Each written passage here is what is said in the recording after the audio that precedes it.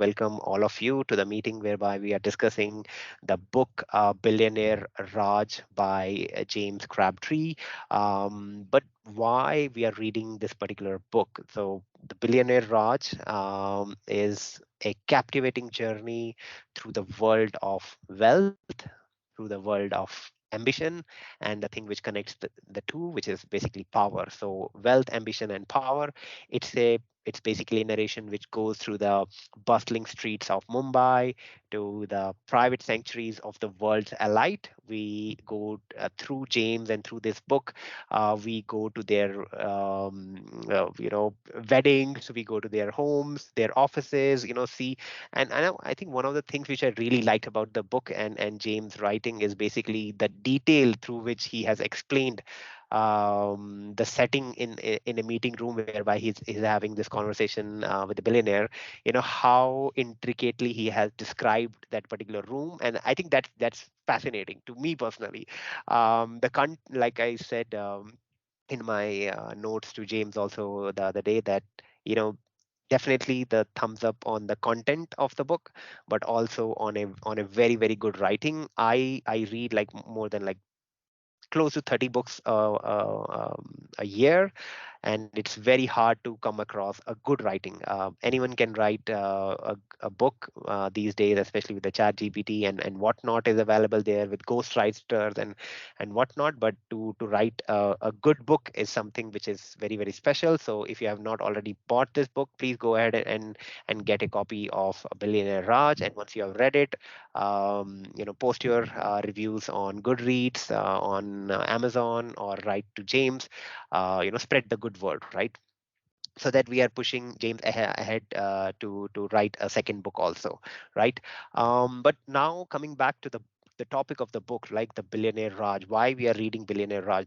The book essentially captures one of the biggest nations in Asia, which is India. And India is one of the world's largest democracy with over a billion people eligible for eligible to vote. And let me read something directly from the book, which captured my attention really from the beginning, and it went through the last chapters. The book is basically divided into three sections, 12 chapters in total. I mean, if you take a book to the bed, you can read one chapter every night, and it develops over a period of time. And I think it's very well written, so you will probably not doze through one chapter. So let me read directly from the book, and that will just tell you that why you should read this book and why you should read about anything which is concerning to India. So directly from the book and James writing, the Indian subcontinent has been the planet's largest economy for the most of the last two millennials. 3 centuries of colonial rule ruined that legacy as the East India Company suppressed and plundered southern Asia. In the late 17th century, when the British controlled just a handful of coastal cities, India's Mughal Empire presided close to a quarter of the global GDP, a quarter of the global GDP. That figure stood at mere 4% when the British troops left. When the British troops left, Indian economy was just left to mere 4% of the global GDP.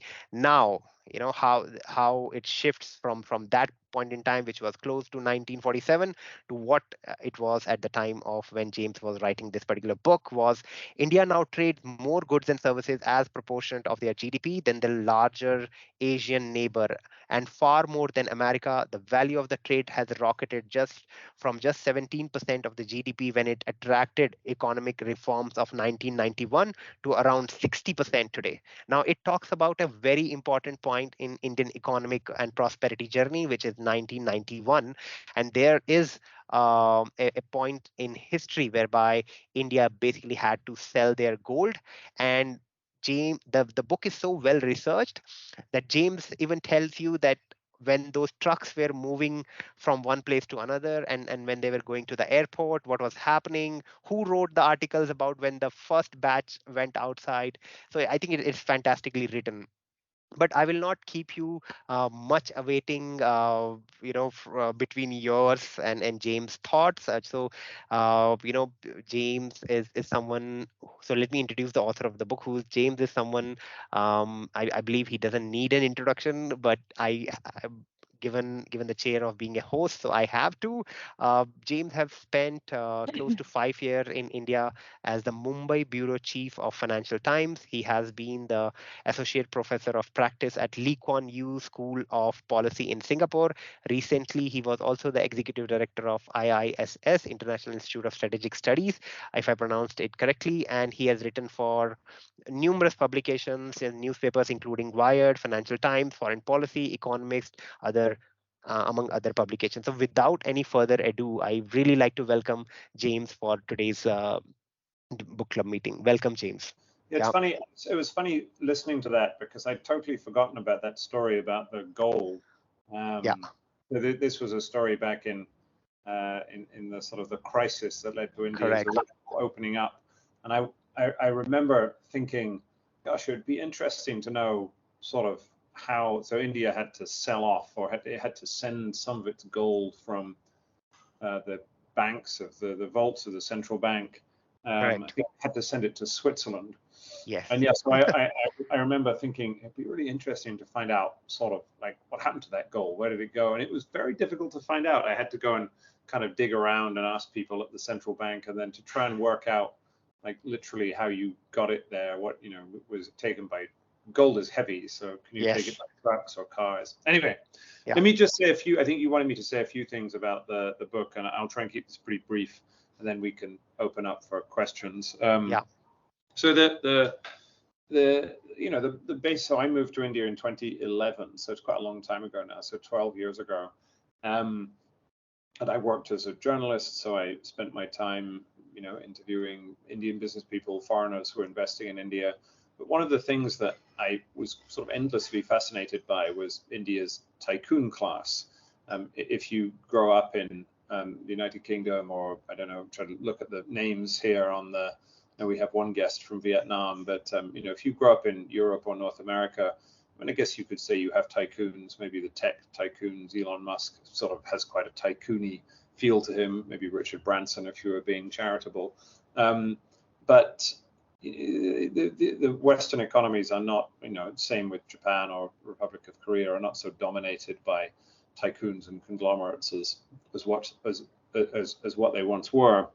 And so the idea of finding out, who these tycoons were, these enormously powerful capitalists, what were they like? What made them tick? They all had these family-owned businesses in which it was, brothers and sisters and fathers and sons. And so I became interested in that.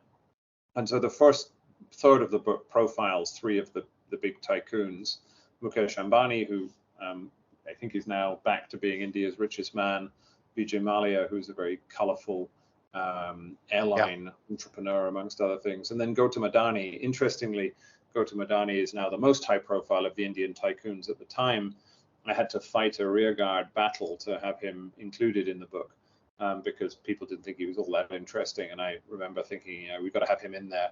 So if you want to read the third chapter, is I think probably the most comprehensive account of the at least the early years of Gautam Adani's rise. So that was the sort of primary interest. And then out of that, as I sort of began to follow the rankings of Indian billionaires and how much money they had, the second thing was an interest in wealth inequality.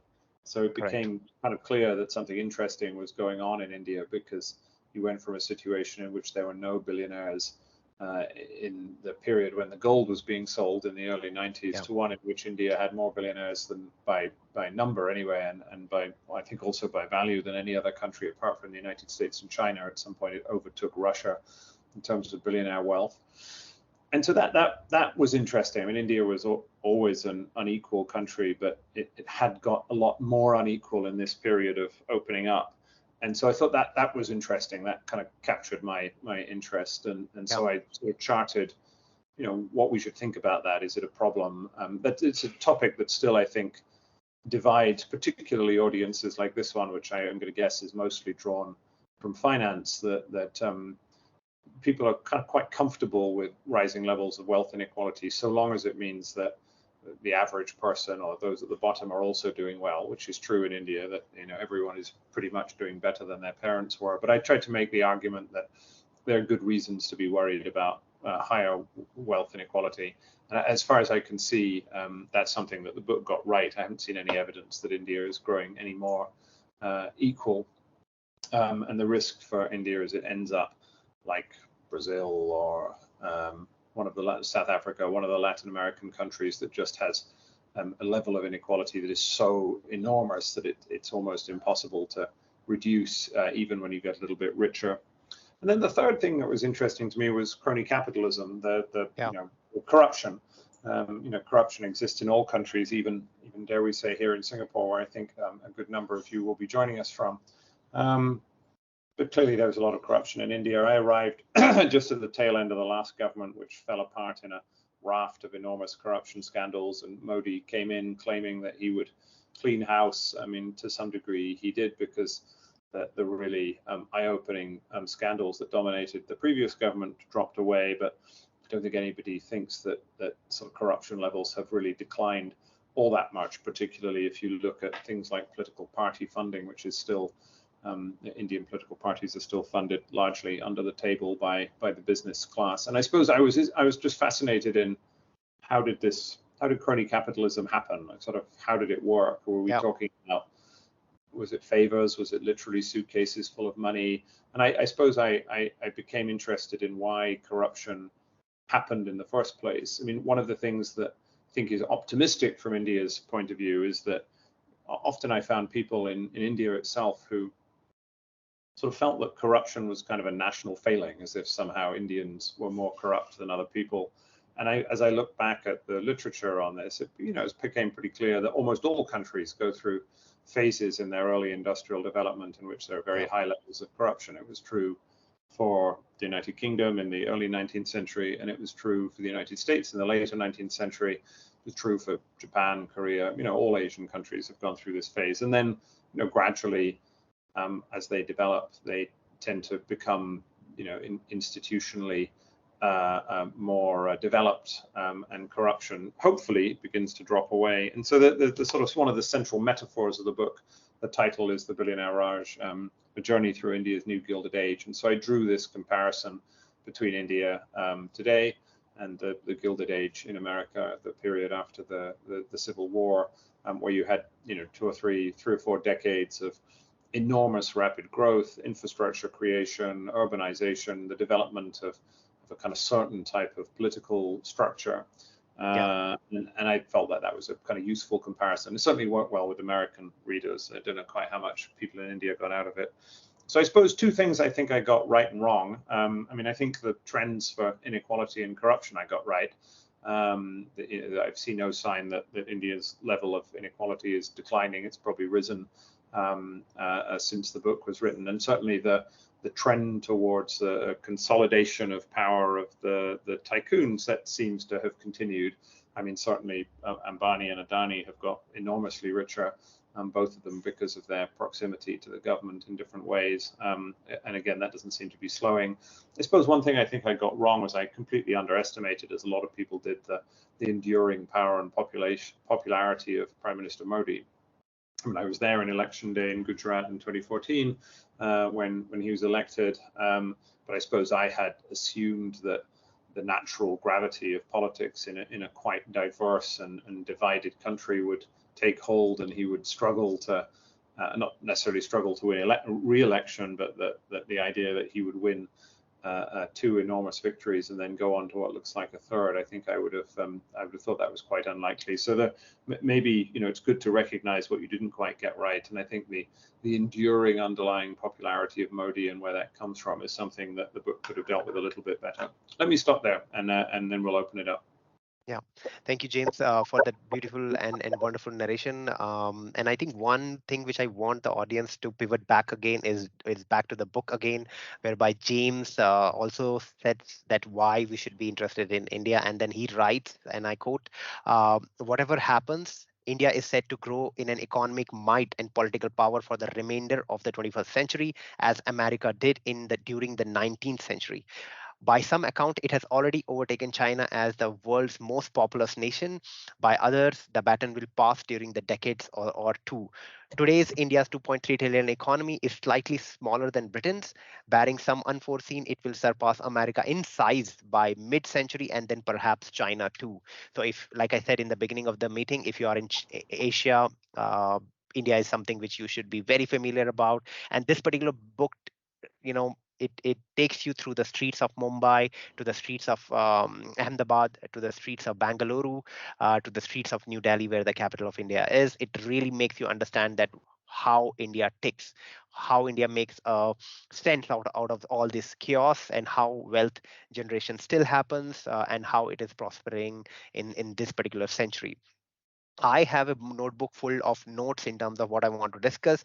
Like for example, it's not only a scandalous story, right? It is a story whereby James was having these one-on-one conversations with these billionaires, and how I think one of the quotes from one of the richest Indians in well, the top one, he mentioned that don't work for money. So things which you can learn from them. And one of the aircraft tycoon mentioned that and he gave his advice to his employees that you treat your the passengers as his own guests. One of the things which goes through the stories is also how Vishwanathan Anand, who is a chess prodigy, when he was importing a computer, it took months and months just to import one computer, and it will come at a threefold price. It tells about, like I mentioned earlier, the 91 crisis, whereby India really had to sell gold. And if you are interested in this topic more, you should also read this one more book by Gurucharan Das, if I'm not wrong. The book is called India Unbound, which also talks about the progress of India through 1991. So one of the important pivotal points in Indian history is definitely 1947, and then the other. In my opinion, the other most important point in Indian financial history is the economic reforms of 1991, whereby India just shed off the colonial past in terms of their mindset, and then they just opened their economy for the world, and basically saying that India is open for business. Now we are also going to talk a lot about what, like James mentioned, that what democracy means to different parts of the economy, how the corruption cycle has its phases, and equally so for lots so many nations around the world. And we will also discuss how economists and philosophers have their views about democracy and what it means for different nations. But first, I really want to ask you this question, James. I think I'm speaking in behalf of all the audience and the book club members here today. That how come the idea of Billionaire Raj was formed, and how did you go about researching it? I mean, India is a fantastically big country. Where did you start, and how the idea came, and how was your experience around that? Well, the original title of the book, when I looked at the proposal, it wasn't called The Billionaire Raj. It was called A Journey Through India's Gilded Age, or India's New Gilded Age. The Billionaire Raj came later. Publishers care a lot about titles, and so there were all sorts of different titles that we thought about until we alighted on this one. They were pretty keen on the idea of getting billionaire in there because it kind of summed up what the book was about. I mean, in terms of the research, it was a kind of mixed bag, right? I mean, I'd spent 5 years in India, so I had various sort of things that I had done as a journalist, sort of people I'd met, stories tucked into my knapsack that I could go and ransack. But I knew that there were bits that were missing. So we left India in 2016. So after 5 years, and moved to Singapore. And I started the book process in Singapore, and then I wrote the book here, but I would sort of go back to India on reporting trips. So for instance, there's a couple of chapters in the middle which are about the north of India, sort of the Hindi belt, so Uttar Pradesh. I hadn't spent an awful lot of time there when I was researching. I was a business journalist. I spent more time in Mumbai, Bangalore, Hyderabad, Chennai, the places where there were Ahmedabad, where there were lots of foreign businesses. And I felt if you were going to write about India, you really needed to go and spend some time in the kind of heartland. So I did a road journey through you Wow. know, going from Delhi to Lucknow to Varanasi and sort of all the way through UP to just try and make sure that I'd sort of seen that side of the country. So I mean, I never made it to every Indian state, but I made it to most of the big ones. So Wow. so it was a fun research process. So. Yeah. So I mean, you rightly said, right? India is contrastingly big, from the towering Mumbai to the streets of Varanasi, which is an ancient city, and Hindi belt, for the audience members who are new to the Indian landscape. It is basically one of the biggest constitutional states in India. It's one of the states in India, Uttar Pradesh, from where most of the representations in the Indian houses come from. So whenever elections are happening, people are mostly glued on what's happening on the Hindi belt, especially in the Uttar Pradesh. So for the members who are joining us for the first time, what we are doing now is having a bilateral conversation with James. Whereby I have a set of questions where I will be asking James, and you will also be getting a chance to ask and directly interact with James on your opinion on the book or India in general, and ask about his experiences. So you will get a chance. So keep on thinking of what you want to engage James on, and you will, I think, in the next 10 minutes, get a chance to do so. Coming back to James, the book, whereby you explore this tension between democracy and capitalism. How has this tension developed over time, and what challenges do they present for the country's future? I mean, it's an interesting question. I mean, so I started off writing a book about business, right? So I Yeah. was interested in the big house of Mukesh Ambani, which I had to drive past every day, Antilia, the Yeah. billion-dollar home, Vijay Mallya and his golden toilet, and some of the other things that turn up in the book. But sort of fundamentally, if you're trying to talk about crony capitalism means the deals that are done between the business and political elite. And so you then have to delve into Indian democracy. India's democracy is it's a unique beast. It's different from the United States or Indonesia or all of the other democracies that you might look at. And so I Yeah. suppose I tried to understand, as others have done, why it is that corruption exists. For instance, why it is that there are so many, why voters don't seem to be too bothered by politicians who are corrupt, or often they aren't that bothered by that. So how the political funding system worked. I mentioned that before. That I always thought was really interesting. I never, all politicians in India, almost by definition, have to be corrupt, because in order to raise money, it's very difficult to raise money legally. So even if you're, kind of scrupulously honest in other ways, you still have to rely on underhand political party donations in order to run your campaigns and run your district as a member of parliament. So there was a kind of natural relationship between trying to understand the dynamics of business and the way in which India's democracy worked. Yeah. Thank you for that narration, James. And let's develop on this topic while we are here. And what you mentioned in your chapter 6 also, whereby you quote an American Polish economist, I think Adam, whereby he mentions that if democracy survives for long if the per capita income is more than $6,055, right? And India has been below that particular level for a very, very long time. What are your thoughts on that? Yeah, so it was interesting you picked up on this. I hadn't thought about this for a long time. So this is a very famous finding in political science. Adam Pozorski, who's I think a Polish economist at, I can't remember where he is, probably Harvard, but I've forgotten now.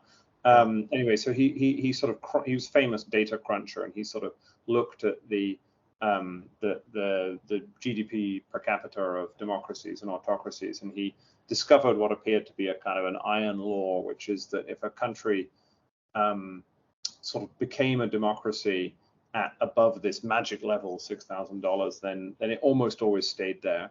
And if it became a democracy at below that level, then it almost always reverted into becoming some form of kind of dictatorship or autocracy. So if you take the case of Pakistan, which presently is kind of roughly a democracy, but over the course of its history, it has gone back and forth. It's had these kind of returns to autocracy. And you look around the poorer countries of the world, and still the majority of them are constitutional monarchies or autocracies or dictatorships or sort of something that is short of a pure democracy. So the main point is that India is just very unusual. It became a democracy when it was very, very poor, and it remains, remains far below that level. So GDP per capita, I guess, is now something like $2,500. I haven't looked for a while, so I'm not sure. And so the kind of question was, well, why is it that India has managed to do that? And part of the answer, Ashutosh Varshney is a political scientist at Brown and did a very good book on this, is that India's diversity is the thing that keeps its democracy together, because it's such a diverse country that it's not possible for one group to dominate. Now, I think the Modi government may be testing this at the moment, given the dominance of the BJP. Nonetheless, that's at least one theory as to why India's democracy has managed to sustain at a level of income in which many other countries have found a democratic system more difficult to sustain. Yeah, no, I think that's fantastic, and it gives academicians a lot of ground to research and what democracy means and what democracy means in the modern world, with such a big diversity and a big population. Basically, like they say, the biggest dance of democracy when the elections happen. So now I think, James, we move on to a section which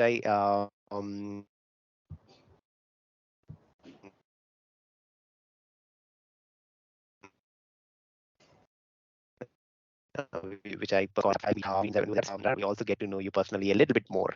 And after this particular session, I will open up the floor for members to ask you directly questions. So at this point in time, I request the members to start thinking about their questions or tidbits whereby they would like to engage James one-on-one, right? And ask your questions, anything from Indian economy to what's happening in Asia in general, because he has been in Asia for a very, very long time, I think in Singapore as well as in India. So he has a very good understanding of the particular geographic, especially in a world right now whereby we are moving away from a bipolar world to a more, I don't know, a multipolar dimensional world, and when geopolitical risk is at all times high. So I think this is a fantastic time to have James with us. But let's move into the rapid fire round. So are you ready, James? Go ahead, shoot. Okay. Fantastic. I like the enthusiasm. So which is your favorite app on your phone? LinkedIn. I guess so. Okay. Which is the one quality you appreciate most in people? Generosity. Wow. Your favorite book and why? I'm going to go with the Cicero trilogy by Robert Harris. They're intelligent thrillers about ancient Rome, and I like them very much. I also would say the sort of John le Carre. These are favorites. So. Fantastic. One advice which you would give to James in college? Cut your hair. I would like to see that picture. Which is your favorite flavor of ice cream? Pistachio. Nice. Favorite binge-worthy show on Netflix? It's not a Netflix show, but the one that I've really loved recently is called The Bureau. It's a French show about the French spying agency, the equivalent of RAW in India, the DGSR. Yeah. Absolutely fantastic show. So if you can get it, so in French it's called Le Bureau de Légende. It's kind of wonderful, thrilling stuff. Fantastic. I'll look it up. Which was the most challenging aspect of writing a book? Oh, it's all challenging. The whole thing is miserable. Getting started is the most difficult bit. It gets easier as you get towards the end. But yeah, the beginning where you don't have your thoughts in a row and you're just trying to kind of sort of begin to make progress, really difficult. So yeah, getting started is the most difficult thing. I think on that note, I will really congratulate you, because I think the book has been fantastically read, and it's coming from me because I go through a lot of books. Asia, Europe, or America in the 21st century? I got to say Asia. Fantastic. Your favorite leisure activity? Cat stroking. Fantastic. Now the last question, and after this, I open the floor for audience to directly ask you question and interact with you. So audience, please start thinking about your question. So last question over to you in the rapid fire, James. If you become the CFO of the billionaire Rajas, in this, what would you advise them? That's an interesting question. I wondered when you sent me this. I mean, get out while you still can, I suppose, would be my advice. The CFOs of the corrupt companies tend to be the ones who have to keep the two sets of books, the real book and the public book. And so I suppose, the smart ones, I think, were the ones who realized that eventually this kind of comes crashing down. And so, get out early while you can. Great. So I think with that, I come to an end of the rapid fire round and my first section, whereby I was asking you three questions and as well as the rapid fire. At this point in time, and you did fantastically well, James, on the rapid fire and all the questions so far. And at this point in time, I really open up the floor for the audience to directly interact with you. So in the audience, if we have participants who have a question or would like to ask anything to James, this is your chance. Don't be shy. Come on, Vic.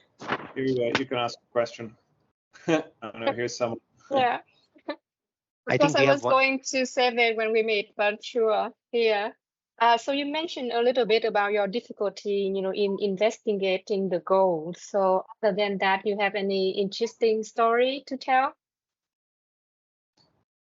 I mean, about what was difficult to find out. I mean, I'll give you one example. I mean, as I said, I was really fascinated by the question of how politicians raised money, because it was, there was a deep secret. It was the kind of thing that nobody would ever tell you. And so that I befriended various politicians, and over time I would try and ask them, if they give me some insights into how this happened, and a few of them did. I mean, it was took a long time. And one of the things you learn as a journalist is that sort of people have to trust you a little bit, or at least they have to like you in order to tell you what's really going on. And so I never really got anybody to kind of actually tell me how they themselves did it, but at least in a few cases they would tell me in the abstract how people did this. So some MPs would simply outsource their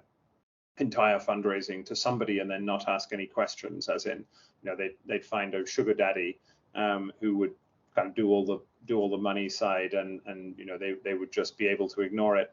Other people would have to set up, in a sense, money raising organizations in which they'd have this whole kind of institution below them, which was tasked with kind of finding money in the community somehow, raising money from businesses. And the reason why this mattered was that in India, I don't know if it's probably not the same in Vietnam because of a very different political system, but in a lot of particularly rural India, the politicians are the state, or they're an important element of the state. So if you have a problem, you go to your MP, and they provide a solution. They can give you money. They can sort of get the bureaucracy to do something. So they're like little social welfare organizations. But in order to do that, you need to raise money. You need to raise money in order to pay bribes at election time, because people sort of expect bribes to come to rallies and also to go and vote. And so you need a lot of money. And that was partly why there's been a big trend in India for kind of rich people, and to some degree criminals, by which I mean, people who have criminal records but are also wealthy, becoming parliamentarians over the last 2 decades. So yeah, that was one example of something that was very hard to get at. That often you're trying to get people to tell you secrets, and you just have to keep being persistent and keep asking people, and then piece together bits and bobs. Something like the story about the gold. It was funny. I did it partly through interviews, but also partly just piecing together things in public documents. I knew the story that I wanted to tell. It was just literally a case of sort of, did it happen in the nighttime or the daytime? What kind of truck did you need to have? Where was the truck going? The truck was going to the airport, but which airport? Yeah. Was it the airport that you have at the moment, or the airport that they had, 20 years ago? And so just being able to write that down, that short paragraph, required a lot of Correct. reporting to try and work out, what actually happened. And so the whole book is like that. You need to go talk to people and do your fact checking and that sort of thing. Yeah. Thank you, James, for that question. I think we have one more question from Arjun. So Arjun, you can unmute yourself and ask. Awesome. Thank you. Am I audible? Yep.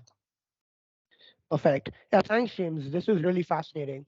I'm curious about what you found about India's wealthy class in terms of their openness to Indian luxury products. Do you think they were basically suckers for anything European or foreign, or did you get a sense that they might want to buy high quality Indian products if they had the chance, like if these were available? I'm curious if you have any stories or anecdotes that come to mind. That's an interesting question. I mean, I suppose I was quite interested. I don't remember anything like that. I mean, there weren't very many high-end Indian luxury products that I could think of, but I suppose I was very interested in the kind of the idea of conspicuous consumption and why it was that was sort of so important. So if you look at something like Mukesh Ambani's house, like why was it important for him to build such a prominent residence, unique. For those of you who don't know, on the cover of the book, I can sort of show it here, but you have a picture of Antilia, which is this remarkable skyscraper in downtown Mumbai, which I would drive past most days. Never got inside it. Spoke to plenty of people who had been. They were never quite unwise enough. Why was it that they felt the need to build something quite so conspicuous? And partly it was functional. If you're that rich, when you see Mukesh Ambani walk into a room in India, it's like the American president or the King of England or something. I mean, he's a sort of monarch, and so it is quite difficult for him to move around in public in any meaningful sense. And so basically, what they created was the equivalent of a 18th century palace in which everything that you needed was inside this one gigantic building. But in Mumbai, the only way that you could do that was by building up. So, you had, many different residences for family members. You had all sorts of ballrooms. You could host weddings. You could host community events. But still, it was, it was a display of power. And I suppose it was interesting. There's another book that I'd recommend everybody read, which is a book called by Desmond Shum about a sort of Chinese crony capitalism.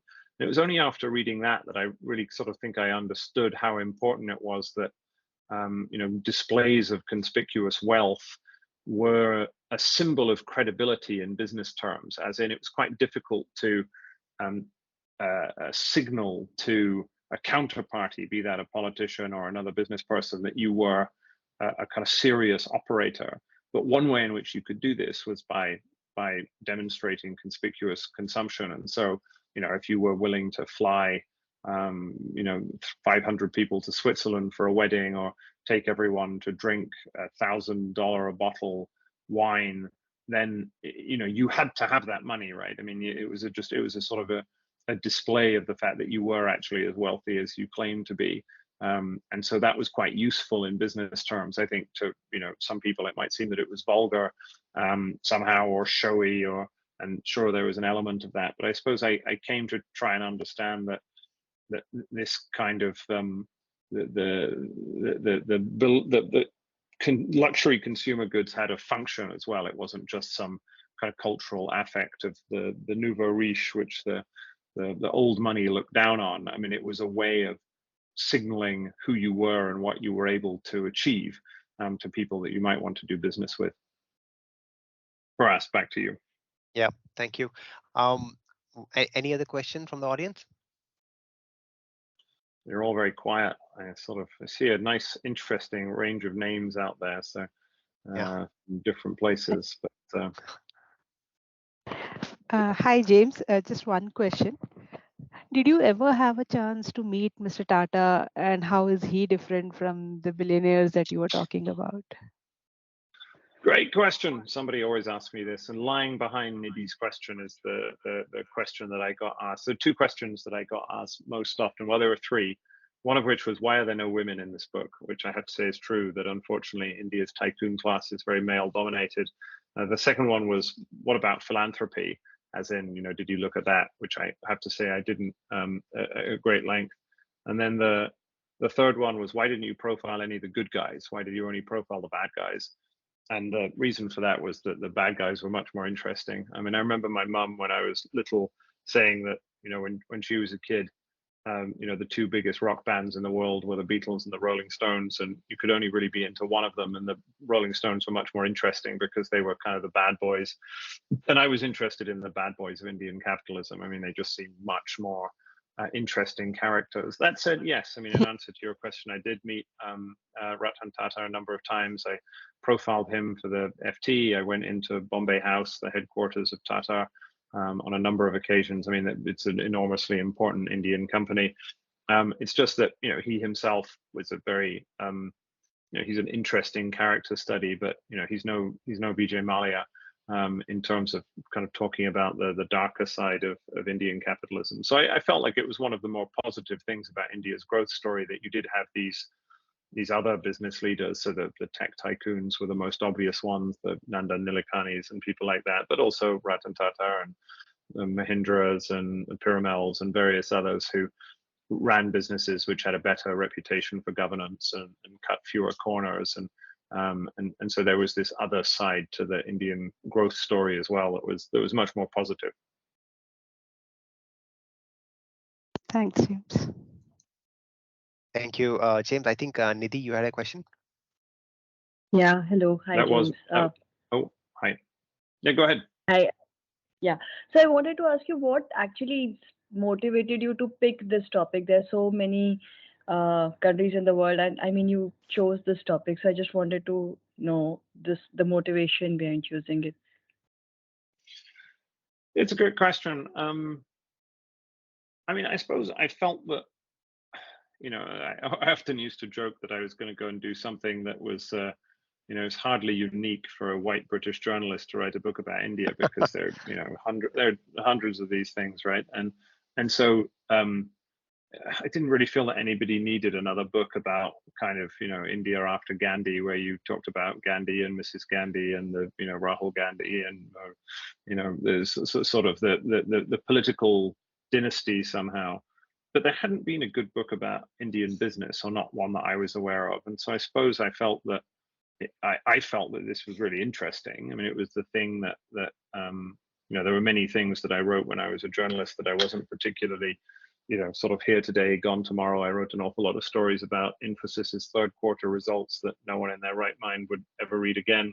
But this was the topic that I found that I'd tell people about, sort of the thing that was really, really interesting. And I felt that I'd got some quite good access, partly because I was working for the Financial Times, which is a well-known newspaper, and so that meant that you could go and talk to people. I mean, one of the nice things about India is, it's still, whatever you think about the direction of the government, it's still a reasonably open society. So particularly if you compare it to China, both the political class and the business class are reasonably accessible. People will talk to you. If you make an effort to go round to their offices, then I met pretty much everyone. I mean, Mukesh Ambani is quite difficult to get to. Modi himself is difficult to get to, but below that level, if you're persistent and you try hard and you're lucky enough to have a kind of global brand behind you like the FT, I'd met a lot of these people, and so I felt like I had good material, maybe material that other people might not have had. So yeah, that was the kind of combination. I mean, I thought it was really interesting, and I felt that I had a story to tell which hadn't been well told before, and so that was sort of what took me down the path. Yeah, and at this point in time, I will just quickly place in an ad that even though this book is about, like I said in the beginning of the meeting, right, it is about wealth, ambition, and power. But like James rightly pointed out that he was working for Financial Times at this point in time. So this book also looks and is very important for someone who is investing in India or is looking to invest in India, because certain nations in the world in going forward would be providing a lot of investing opportunities. And by any standard, this is not an investing advice, but if you're willing to, then you can start reading about this particular book, so Billionaire Raj by James Crabtree. And I think with that we will go to Shantanu for your question. Hi, thanks, James. You've obviously profiling some very powerful people. So during the course, did you face any pushback from various stakeholders while researching and then, publishing the book?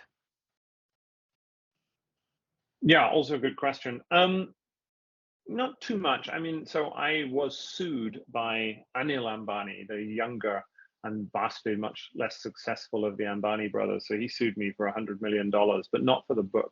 This was for an article that I wrote subsequently. There was absolutely nothing wrong with the article, but it was, purely intimidatory. He didn't like me very much because I had written a few pieces saying that he wasn't very good at running his businesses, which the performance of his businesses amply bore out.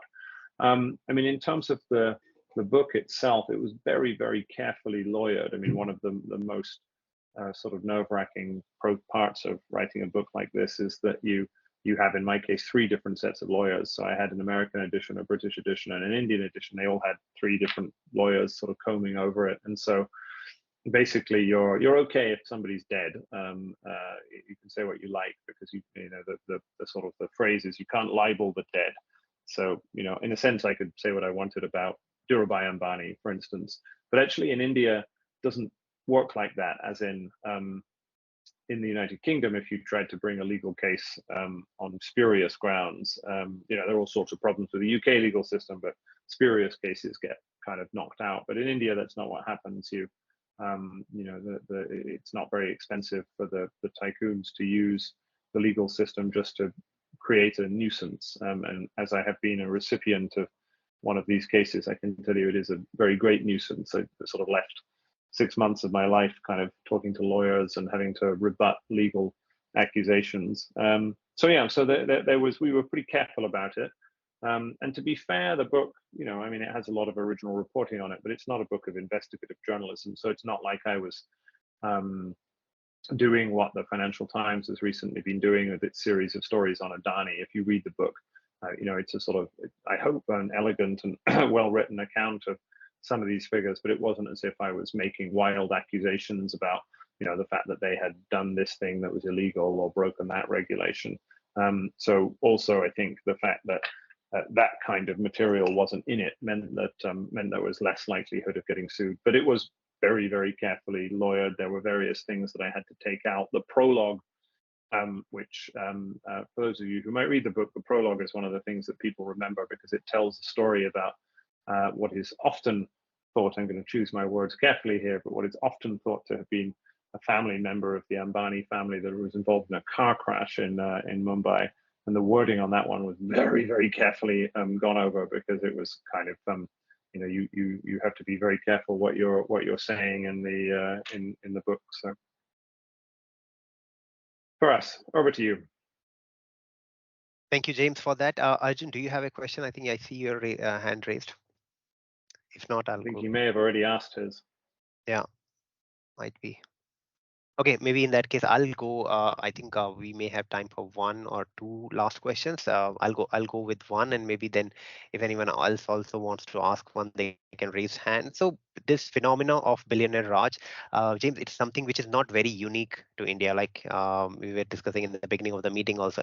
But how does it compare to similar trends in other countries, and what makes the India experience very distinctive?